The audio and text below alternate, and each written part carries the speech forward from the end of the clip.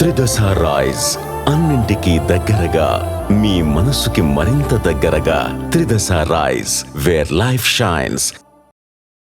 భూమిని చీల్చుకుంటూ ఉవ్వెత్తున ఎగిసిన గ్యాస్, ఆ తర్వాత నిప్పుల కొలిమిని మించేలా మంటలు. దీంతో ఆ ప్రాంత ప్రజలు ఇప్పుడు బతుకు జీవుడా అంటూ అక్కడి నుంచి పరుగులు పెట్టారు. మంటలు ఆగటం లేదు, అసలు ఎప్పుడు ఆగుతాయో తెలియని పరిస్థితి. ఇంతకీ ఇరుసు మండలో ఇంత విధ్వంసం ఎందుకు జరిగింది? గ్యాస్ బెల్ను అంత అజాగ్రత్తగా ఎలా ఓపెన్ చేశారు? అసలు ఈ మంటల పాపం ఎవరిది?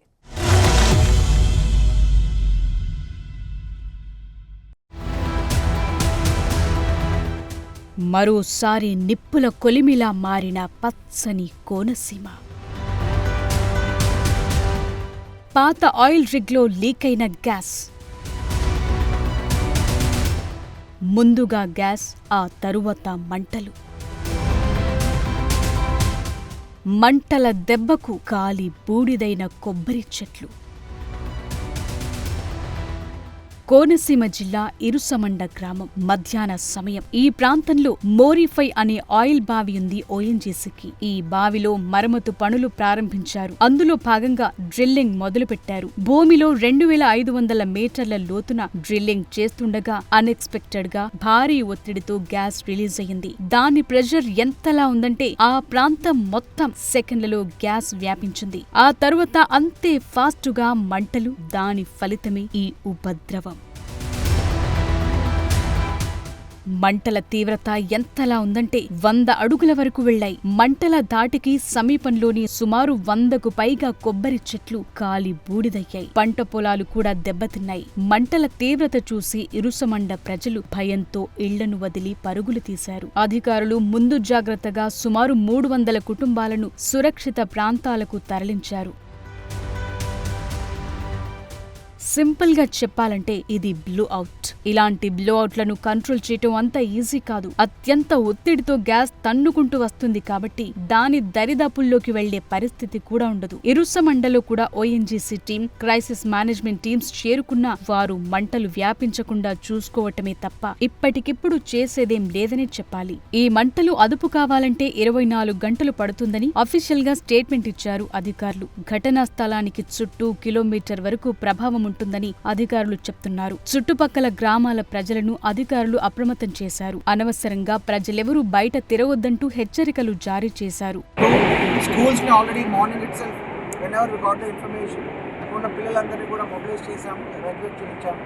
సో ఇప్పుడు మనకి ఓఎన్జీసీ టీమ్స్ వాళ్ళు కూడా కన్ఫర్మ్ చేశారు, మీరు 1 కిలోమీటర్ రేడియస్లో ఉన్న హ్యాబిటేషన్స్ ఏవైతే ఉన్నాయో అందరూ నివసించే వాళ్ళని ఎవాక్యుయేట్ చేయించండి. 1 కిలోమీటర్ తర్వాత ఉన్న వాళ్ళకి అక్కర్లేదు, వీఆర్ రైట్ నౌ సేఫ్. ఇప్పుడు ప్రస్తుతానికి అక్కడ మంటలు అప్రాక్సిమేట్గా ఒక 20 meters height and almost all ఒక 25 మీటర్స్ విడ్త్తో అక్కడ బ్లో జరుగుతుంది. సో ఒక 200 మీటర్స్ రేడియస్లో దాని యొక్క హీట్ ఎఫెక్ట్ స్టార్ట్ అవుతుంది. So right now around 4 to 5 fire tenders already వచ్చాయి. సో సరౌండింగ్ ఏరియాస్లో ఉన్న కొబ్బరి చెట్లు ఇంకా ఎక్కువ వ్యాప్తి చెందకుండా ఇప్పుడు ఉన్న వాటర్ స్ప్రే చేయడం స్టార్ట్ చేశారు. At the same time ONGC నుంచి ఆల్రెడీ ఫైర్ టెండర్స్ వచ్చాయి. నియర్ బై మనకి ఒక పెద్ద కెనాల్ లాంటిది ఐడెంటిఫై చేసాము ఒక 200 మీటర్స్ డిస్టెన్స్లో. అక్కడ then will start using the water for firing. దాంతో భాగంగా ఇప్పుడు రైట్ నో ఎగ్జాక్ట్గా దాన్ని స్టాప్ అవుతుందా లేదా అనేది ఓఎన్జీసీ టీమ్ వాళ్ళు ఆల్రెడీ వచ్చి దాన్ని ఎగ్జామిన్ చేస్తున్నారు. సో మాకున్న అనాలిసిస్ ప్రకారం అండ్ ఓఎన్జీసీ టీమ్ వాళ్ళు ఇచ్చిన ఇన్పుట్స్ ప్రకారం right now it will take atleast another 24 hours to exactly say whether it will stop or not. So మనకి అందులో ఉన్న ఆయిల్ రిజర్వ్స్ అన్ని ఎగ్జాస్ట్ అవ్వాలి, లేదా ఇంకొక ఆప్షన్ ఉంది, ఆయిల్ రిజర్వ్స్ ఎగ్జాస్ట్ అయ్యే లోపు మనం దాన్ని కాప్ చేయగలగాలి. సో ఈ 2 పాసిబిలిటీస్ని ఓఎన్జీసీ వాళ్ళు కూడా వచ్చేసి they have started examining it. Once if it is done we can clearly say. But in the main time 1 kilometre రేడియస్లో ఉన్న ఆల్ హ్యాబిటేషన్స్ అన్ని కూడా ఎవాక్యుయేట్ చేస్తున్నాము. సో అట్లీస్ట్ 24 hours వరకు we have to be on alert. So we have alerted all the district functionaries such that at least మనకి ప్రిలిమినరీగా there is no loss of life as of now. ఒకరిని కూడా మన ఇద్దరు కోల్పోలేదు. ముందు చెప్పుకున్నట్టు ఈ మంటలను ఆపేందుకు 2 మార్గాలున్నాయని అధికారులు చెప్తున్నారు. ఘటనా స్థలంలో ఓపెన్ చేసిన ఓఎన్జీసీ రిగ్ వద్ద గ్యాస్ నిల్వలు అయిపోతేనే మంటలు ఆగుతాయంటున్నారు. లేకపోతే మంటల వ్యాప్తి తగ్గితే గ్యాస్ లీకేజ్ ను ఆపేందుకు చర్యలు చేపట్టే అవకాశం ఉంటుంది.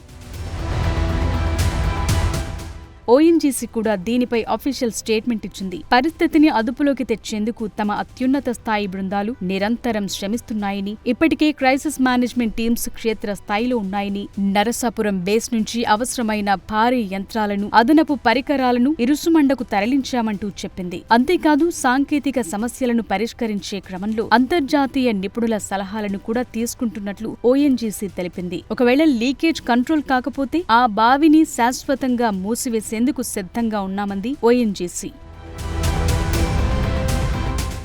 ఈ మంటలను అదుపు చేసేందుకు క్యాపింగ్ అనే టెక్నిక్ పై ఓఎన్జీసీ ఫోకస్ చేసినట్టు కనిపిస్తోంది. ప్రస్తుతం మంటల నుంచి వెలువడే సెగ బావి దగ్గరకు సిబ్బందిని వెళ్లనివ్వటం లేదు. అందుకే నీటిని చిమ్ముతున్నారు. భారీ క్రేన్లైతే స్పాట్ లో కనిపిస్తున్నాయి. ఇప్పుడు గ్యాస్ తో పాటు వచ్చిన ఆయిల్ చుట్టుపక్కల ఉన్న పొలాలపై చిమ్మిందనే చెప్పాలి. ఈ ప్రమాదంలో ఏదైనా మంచి న్యూస్ ఉందంటే అది ఎవరు గాయపడకపోవటమే. గ్యాస్ వెల్ కు 1/2 కిలోమీటర్ దూరంలోపు ఎలాంటి ఇళ్లు లేకపోవటం వల్ల ప్రాణ నష్టం తప్పిందని చెప్పాలి.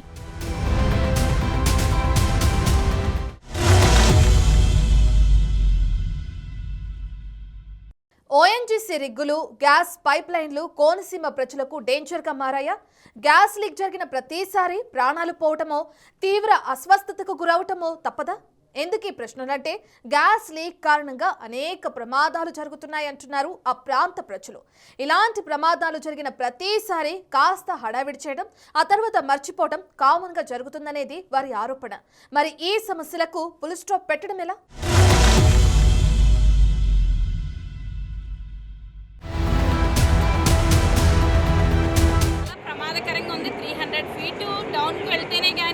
వాళ్ళు రిగ్గు వేయకూడదు. ఎక్కడ దొరుకుతుంటే అక్కడ ఈ నిక్షేపాన్ని దోచుకుంటూ వెళ్ళిపోతున్న పరిస్థితి. ప్రజల ప్రాణాల పట్ల కానీ, ప్రజల సమస్యల పట్ల కానీ ఓఎన్జీసీ చాలా నిర్లక్ష్యంగా వ్యవహరిస్తుంది.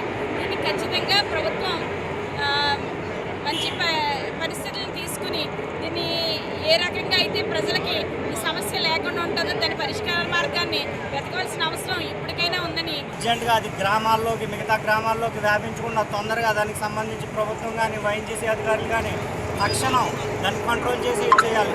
లేకపోతే చాలా ప్రమాదం వ్యాపించేటట్టు ఉంది. చుట్టుపక్కల ప్రజలు కానీ, గ్రామాలు కానీ ఆస్తి నష్టం, ప్రాణ నష్టం జరుగుతుంది. ముందు తక్షణం హైకమాండ్ ఎవరైతే దిగి దీన్ని తక్షణం తొందరగా కంట్రోల్ చేసి ప్రాణ నష్టం లేకుండా చూడాలని తెలియజేసుకుంటూ దీని వెంటనే హైకమాండ్ వారికి తెలియజేయవలసిందిగా కోరుకుంటూ ఓఎన్జీసీ అధికారులు కూడా ఎక్కడ ఉన్నా, దేశవ్యాప్తంగా ఉన్న అధికారులు కూడా వచ్చి దీన్ని తొందరగా కంట్రోల్ చేయకపోతే కోనసీమ జిల్లా మొత్తం కూడా తగలబడిపోయే పరిస్థితి ఉంది. భవిష్యత్తులో ఓఎన్జీసీ కార్యకలాపాల మీద ఇంతటి ప్రాంతంలో పైప్ లైన్లు అనేవి బాగా ఎక్కువగా ఉన్నాయి. వాటి మీద కింద బాంబు పెట్టుకుని జీవిస్తున్న ప్రజలు ఎక్కువ ఉన్నారు. అవి రీప్లేస్మెంట్ చేయవలసిన సమయంలో కూడా చేయకుండా ప్రమాదాలకు గురి చేస్తున్నటువంటి పరిస్థితులు ఉన్నాయి. గతంలో కూడా నగరంలో జరిగిన బ్లాస్ట్ వల్ల ప్రాణాలు కోల్పోవడం కూడా జరిగిన పదుల సంఖ్యలో.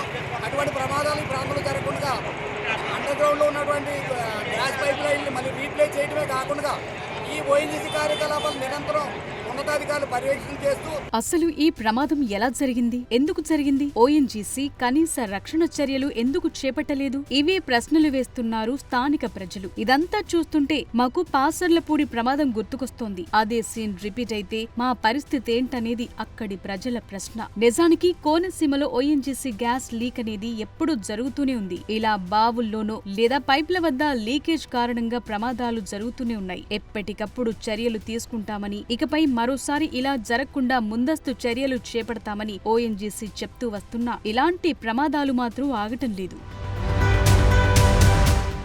నిజానికి గ్యాస్ లీక్ అనగానే అందరికీ పాసర్లపూడి ఘటనే గుర్తుకొస్తుంది. 1995 జనవరి 8న జరిగింది ఈ ప్రమాదం. ప్రజలంతా ఉదయాన్నే నిద్రలేచి ఎవరి పనుల్లో వారున్న సమయంలో ఒకసారిగా ఓ పేలుడు సౌండ్ విన్నారంతా. ఏంటా అని చూసేలోపే ఆకాశాన్ని తాకేలా ఎగిసింది ఓ మంట. ఆ టైంలో ఓఎన్జీసీ చమురు కోసం డ్రిల్లింగ్ చేస్తుంది. ఆ టైంలో జరిగిన పొరపాటు వల్ల గ్యాస్ లీక్ అవటం, మంటలు అంటుకోవటం క్షణాల్లో జరిగిపోయింది. అప్పుడు కూడా ఆ మంటల తాకిడికి సమీపంలోని కొబ్బరి చెట్లన్నీ క్షణాల్లోనే మాడి మసైపోయాయి. బ్లోఅవుట్ నుంచి వచ్చే వేడి వల్ల చుట్టుపక్కల ప్రాంతాల్లోని చెట్లన్నీ క్రమంగా చనిపోయి మోడులుగా మారిపోయాయి.